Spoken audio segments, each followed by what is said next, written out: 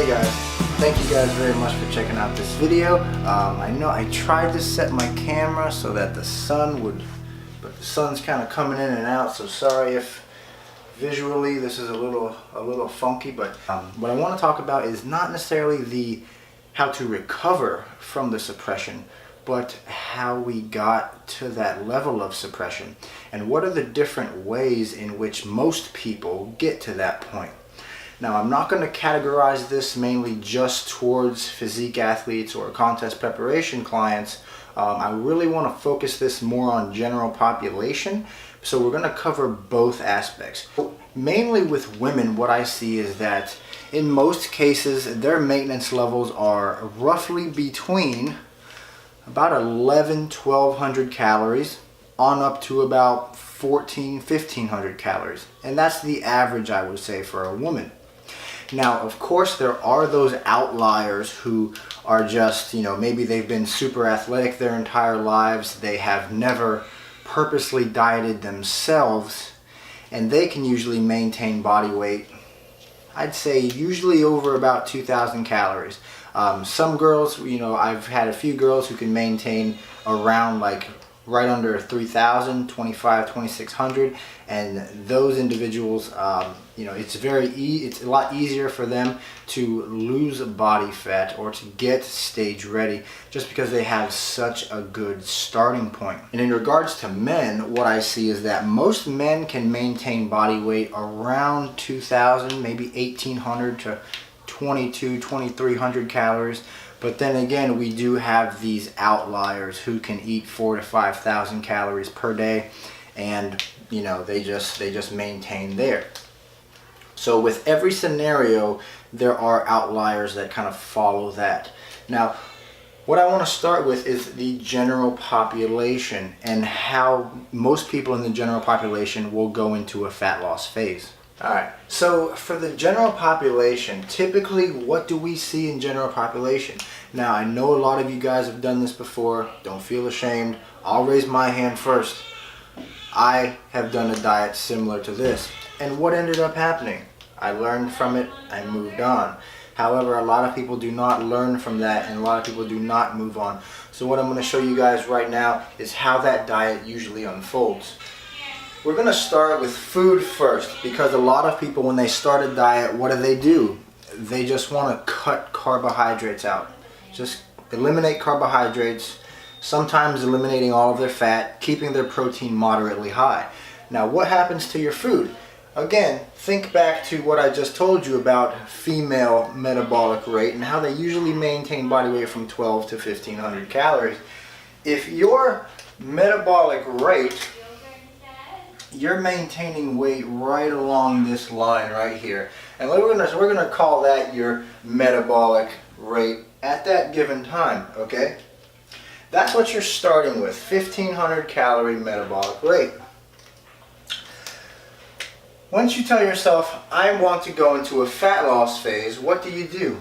You immediately start to, and there's usually no very gradual working into this. Usually it's very extreme.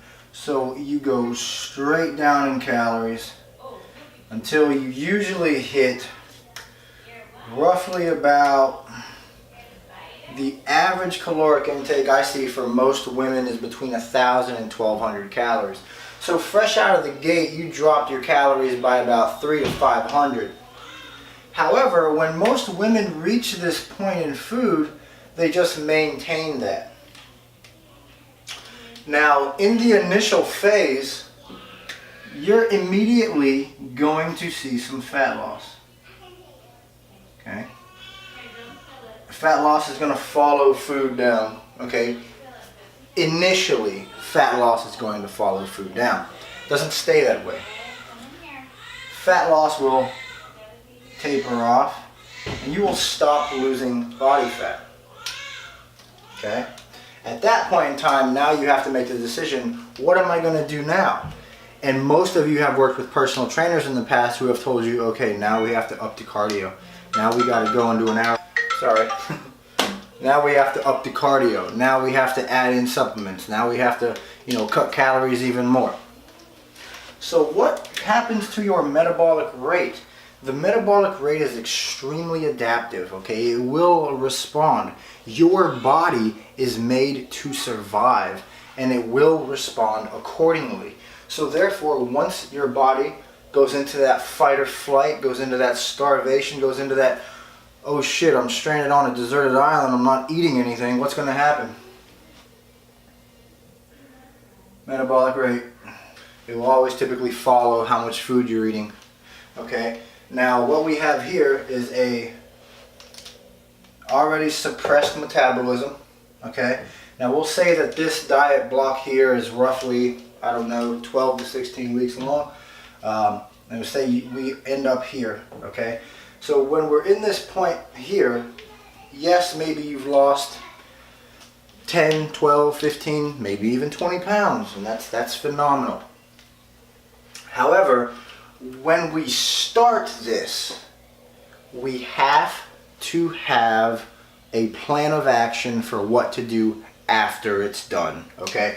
When we start this fat loss phase, we have to already know, well, what am I going to do once this fat loss phase is over? How am I going to recover from this? Now again, we're faced with a decision.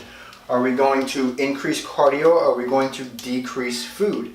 Now in the general population, most people will increase cardio. Okay?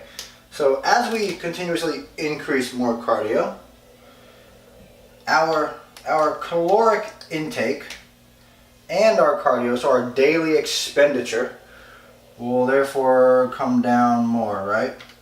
And then metabolic rate will follow it. Fat might follow it a little bit, because most diets like this just focus on getting aggressive. Where a lot of these diets fail, the very extreme ones, is that usually there are no diet breaks, there are no refeed days, there are none of those things. We've just dropped calories to an extreme, and there are no refeeds, no diet breaks, nothing to help increase our metabolic rate and provide a little bit more glucose to our body to help replenish the hormones that are associated with fat loss, such as leptin and T3, which controls the thyroid. So this is the main issue. Now, what usually happens once we've reached here? This is when we start to complain, oh my God, I can't lose any more weight. I just want to get this last bit of fat off. I can't lose any more weight. I can't do it. I can't do it. I don't know what to do. So you keep pushing. Okay? You just keep on pushing. Maybe you can't even take your calories down anymore. You're trying, and your food's just going into the dump. Metabolic rate is just going to continue to follow that. And then your fat will probably, because we haven't reset hormone levels at all during this fat loss phase, your fat levels are probably just going to stay about the same. But you keep dieting, you keep doing more, you're suppressing metabolism further and further. And then let's say after 4 months or so, nothing's happening, and most women will just keep on going. They'll just keep going. Food 1,200 to 1,000, maybe 900 calories, and they'll just let that thing ride out. Metabolic rate, what happens? That thing is running like a snail. It's not going anywhere. Fat, total fat, still running. And they are not changing in body composition whatsoever.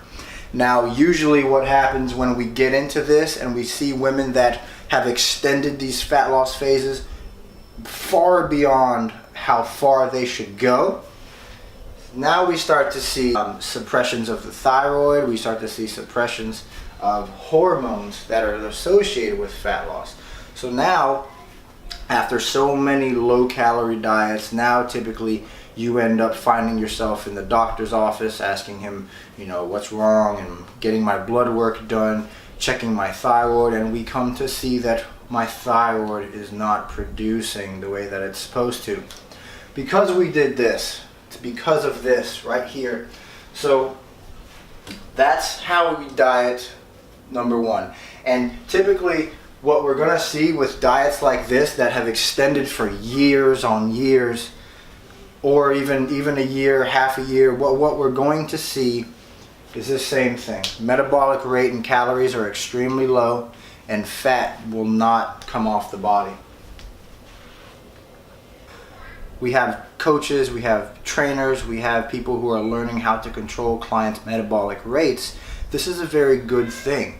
And typically what you're going to see in a fat loss phase, when you have someone who takes your health into consideration first and knows that only small, minute adjustments are necessary in order to achieve fat loss. Now, what do I mean by small adjustments? 50, 60, 70 calorie adjustments can go a long way, okay? And it doesn't even necessarily need to be a macro adjustment. You know, we could add an extra set to a couple of your exercises to increase your total daily caloric expenditure. There are a lot, adjusting cardio, adding in a few supplements. There's a lot of things that we can do to make adjustments to this. Now, what I'm gonna do now is show you guys a basic, fat loss phase from, let's say, a client of mine, okay? So, let's say, for instance, I have a female, all right, and she has reversed her calories up to about 1,800, which is a really good starting point, okay? For most women, I like for them to be between 1,800 and 2,200 before we can start a fat loss phase. Now, I say that to say that just because you've gotten your calories to 1,800 or 2,200 doesn't mean we can just start a fat loss phase right then. I think that it's more important to be able to sustain that amount of caloric intake so that your body does not have that fear of going into another dieting phase, depending on how long stretched out your previous dieting phase was. I think that our bodies respond much, much better when dieting phases are far, far apart, okay? Now, for instance, when I have seen the best results in my clients is typically when the off season, or being able to live and thrive at that increased metabolic rate for over a year. Those are the people that achieve very good levels of stage conditioning, or just have a very successful fat loss phase. I recently just concluded a fat loss phase with one of my clients who took a whole year and reverse dieted with me, okay? Now, mind you, this year was tough. You know, the year was tough for her. However, I knew that she was going to be successful when we entered that fat loss phase. And here we are about 5.5, 6 months later, and she dropped 50 pounds. Could not be more proud of her. So what I'm going to do now is show you guys a basic contest preparation fat loss phase, okay? So we'll start with food, and typically what we're going to see is small little adjustments, kind of like walking downstairs, okay? And we're going to do that a few times, and then maybe we start to see some resistance. At that point in time, maybe I will reset calories, do a diet break for a week or so, and then we will cut calories back down. And then we end up at our goal, our stage condition goal. Now, what happens with metabolism over that course of time? Well, metabolic rate tends to pretty much follow the way that we diet down. Okay.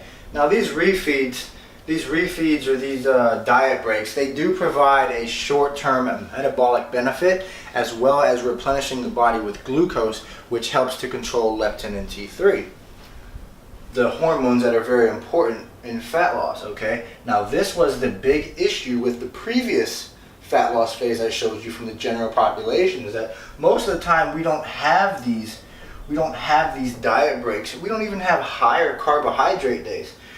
Thinking about this, every week every week that we're dieting, say for instance each one of these little stairs is a week, I usually have, you know, maybe 1 to 2 high days each cycle, each day. There's high days. So each time we have a high day, we get a short-term boost in metabolic rate. All right. Now what happens with fat here? Fat will follow suit, man. Fat will go, go, go, go, go, go, go in most cases. And then we end up down here at our goal body composition. We are stage ready here. Okay, and this is what it looks like. Okay. So as you can see, in most cases, it took us longer to get here, okay, because we weren't as aggressive in the beginning. Okay, so most people, general population, when they start a diet, we are extremely aggressive. We have an extreme caloric drop, boom, and then we're stagnant, right? However, when we diet in this fashion, it takes much longer, it's much more gradual. However, it's much more consistent because we're able to maintain that fat loss throughout the entire process of the contest preparation. So in conclusion of this first segment, we've discussed how most general population clients will attempt at fat loss, how most educated competition clients will go into a fat loss phase, and some of the differences between the two. All right. Now what I'm going to do next is talk about what we do after we reach our goal, okay, and why dieting more extreme for a longer duration of time will typically have the effect of taking a longer time to come out.